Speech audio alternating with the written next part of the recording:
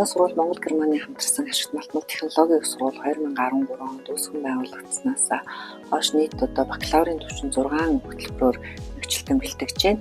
За үүнд эрдэс баялаг, боловсруулалтын инженер, механик инженер, мехатроник, үйлдвэрлэлийн инженерчлэл буюу одоо эдийн засгч инженер, хүрээлэн боорчны инженер, эрчим хүч цахилгааны инженер гэсэн ийм нийт 6 хөтөлбөрөөр одоо бакалаврын түвшинд, магистрийн түвшинд болохоор байгалийн нөөц технологийн чиглэлээр одоо шинжилгээ ухааны магистрийг бэлдэж байна. Бид бол STEM зуны сургалтыг одоо зохион байгуулж эхэлсэн. Энийг бид бас Монгол Улсын одоо тэргүүлэх удирдлагын компани дэмжлэгтэйгээр ингээд сургалтын хөтөлбөрийг боловсруулад 2-7 хоногийн ийм англи хэл дээр явагдаж байгаа STEM зуны сургалт гэсэн юм сургалтыг зохион байгуулж байна. За ер нь бол STEM мэргэжлийг сурталчлах энэ ажлыг бол их сургуулиуд, мэргэжилтнүүд, мэргэжлийн холбоодууд бол маш одоо зохион байгуулалтаа сайн хийх ёстой гэж харж байгаа.